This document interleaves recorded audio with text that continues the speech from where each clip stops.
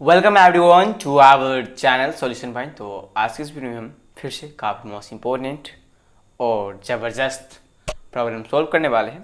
तो पिछले वाले वीडियो में हमने कुछ इस तरह सा कुछ काफ़ी अच्छा सा स्टैंडर्ड प्रॉब्लम हमने सॉल्व की थी। तो आज की इस वीडियो में फिर से कुछ नया प्रॉब्लम लेके आए हैं, हम इसे सॉल्व करेंगे। चलो सॉल्व कर लेते हैं। तो सबसे पहले गिवन क्या है देखिए, prove that the diagonals of cyclic trapezium are equal. ठीक है, डायगोनल्स ऑफ साइक्लिक ट्रापेजियम। सबसे पहले आप समझिए ट्रापेजियम किसको बोलते हैं। तो ट्रापेजियम उन क्वाड्रिलेटरल को कहते हैं जिनका एक पेयर साइड से जो पैरेलल है।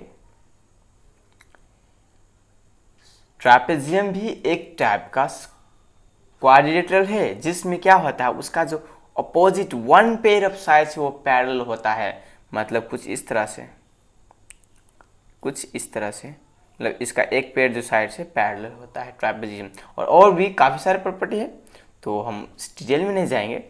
और आप बोलेंगे सर पैरेललोग्राम का भी तो साइड्स पैरेलल होता है। यस होता है, मगर का इसका दोनों ही पेयर अपोजिट साइड्स, मतलब दोनों ही पेयर अपोजिट साइड्स पैरेलल हो। मतलब अगर ए पैरेलल ए है तो इस साइड्स का पैरेलल ए साइड होगी, मगर इसमें ऐसा नहीं होता, ये पैरेलल ये नहीं होगा कभी भी नहीं। ठीक है, सिर्फ एक पेयर ऑफ साइड्स पैरेलल है और यहाँ पर two pair of opposite sides parallel होता है। और इसमें एंगल, ये दोनों एंगल इक्वल होते हैं। काफ़ी सारे प्रॉपर्टीज है जो ट्रापेजियम और पैरेललोग्राम और डिफरेंस क्वाड्रिलेटरल फिगर को डिफरेंट करता है। तो इस ठीक है, तो कौन से hope so are you getting my point. अब देखिए उसमें भी साइक्लिक ट्रापेजियम, उसमें साइक्लिक डायग्राम मतलब ट्रापेजियम का चार वर्टिसेस कहाँ पर लाई करनी होगी, सरकमफ्रेंसेस पे। तो एक हमने ड्रॉ की एक सर्कल, उसका जो 4 पॉइंट्स है A B C D vertices, वो कहाँ पर लाई करे, सरकमफ्रेंसेस पे। ठीक है, देन उसका जो डायगोनल से इक्वल होता है हमको प्रूव करना है। मतलब ए सी एक डायगोनल है और बी डी एक डायगोनल है, हमको प्रूव करना है। तो गिवन में लिख लेते हैं, गिवन में है O is the centre of the circle, लिख लेते हैं। ठीक है, A B C D cyclic trapezium, A B C D is a cyclic trapezium. ठीक है, टू प्रूव क्या करना है, A C equal to B D, A C equals to B D.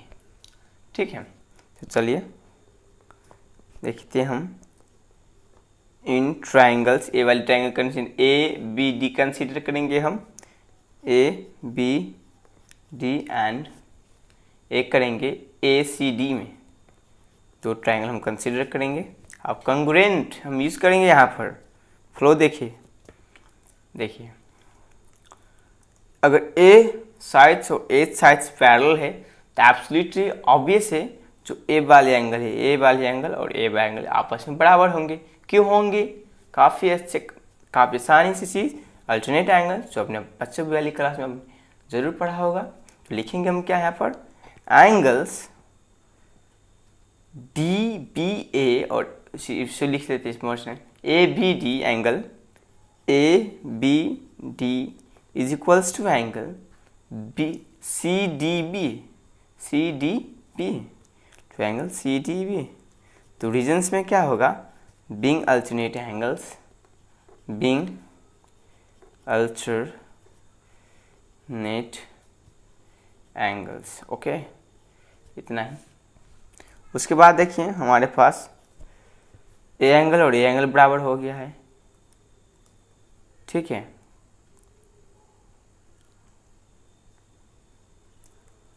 और 1 पॉइंट ए वाली और ए एंगल वाली बराबर हो गया है। और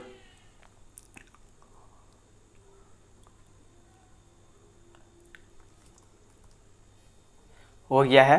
तो और देखिए इस बेस पे, बी सी बेस में देखिए ए एंगल और ए एंगल भी आपस में बराबर होंगे। ठीक है, ए एंगल और ए एंगल भी आपस में बराबर है और ए वाले एंगल इसके बराबर है। तो यहाँ पर लिखेंगे angle C A B angle C A B is equals to angle C T B. Okay, angle C D B reasons में होगा क्या, being angles in the same segment of the circle are equal, being angles on the same segment of circles are equal, ठीक है, are equal. अगर देखिए यहाँ पर ए वाले एंगल इसके बराबर है और ए वाले एंगल इसके बराबर है, तो होप सो ए वाले एंगल इसके बराबर होगा। देखिए इक्वालिटी एक्सियम से ए वाले एंगल इसके बराबर है और यहाँ पर देखिए ए वाले एंगल इसके बराबर है, तो एब्सोल्युटली कि ए वाले एंगल इसके बराबर होंगे, ठीक है। तो यहाँ पर लिखेंगे हम angle C A B is equals to angle A B D equal to angle A B D, और इसे हम लिखेंगे ए, ठीक है, by equality axiom, by equality axiom, ठीक है। उसके बाद देखिए पॉइंट नंबर 4 में ए वाली एंगल और ए एंगल वाली कॉमन है, angle angle A D B और angle A C B common angle है, कॉमन नहीं मतलब ए बी बेस पे, मतलब एंगल ए डी बी और ए सी बी भी सेम बेस पे लाइक कर रहा है, लाइक कर रहा है, और सर्कमफ्रेंस एंगल क्या होता है, इक्वल होता है, जो सेम बेस से सबटेंड हुआ होता है, ठीक है। तो इसी में लिखेंगे हम angle A D B is equals to angle A C B, फिर same reason as statement 2, same reasons as statement 2 roman 2, ठीक है। देखिए तो हम दोनों ही फिगर कंसीडर करते हैं। देखिए एंगल ए और ए मिल गया हमको, इस तरह से किसी पे ए और ए, तो हमको आप देखिए ए भी एक कॉमन साइड मिल जाती है बोथ ट्रायंगल्स में, तो हो जाएगा एंगल, तब हो जाएगा ट्रायंगल कॉन्ग्रुएंट। जब कॉन्ग्रुएंट हो जाएगा तो ए सी बराबर हम बी डी लिख सकते हैं, being corresponding sides of congruent triangle are equal. इस तरह से लिखेंगे हम 5th नंबर में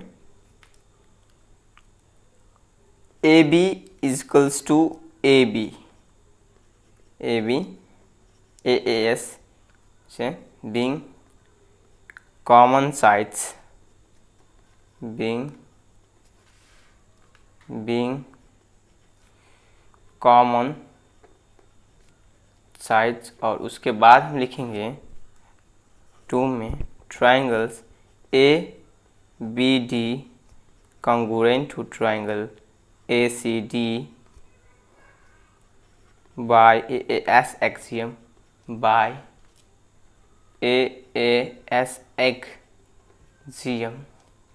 देखिए यहाँ पर ए वाले एंगल और ए वाले एंगल इस ट्रायंगल में, इसमें इस वाले एंगल और ए वाले इक्वल है, इसमें इस वाली और इस वाली, 2 एंगल इक्वल है और एक साइड, तो मतलब एक प्रॉपर्टी होता है कॉन्ग्रुएंसी का, 5 में से एक भी है। ए एस से हम इसको प्रूव कर दिया कि ये जो ट्रायंगल है दोनों ही आपस में कॉन्ग्रुएंट है, और कॉन्ग्रुएंट जब ट्रायंगल होता है उसका करस्पॉन्डिंग साइड क्या होता है, इक्वल्स होता है। तो सिंपली हम लिख सकते हैं B D is equal to A C being corresponding sides of congruent, being corresponding sides of CS of CT means being corresponding sides of congruent triangle। तो होप सो, तो काफ़ी सिंपल सा प्रॉब्लम था, मगर ये बेसिक था। तो hope so this video is helpful for you. तो आपसे फिर मुलाकात होंगी कुछ नए वीडियो में कुछ नए मुद्दे के साथ। तो अगले खुश रहे, खुशहाल रहे, गुड बाय।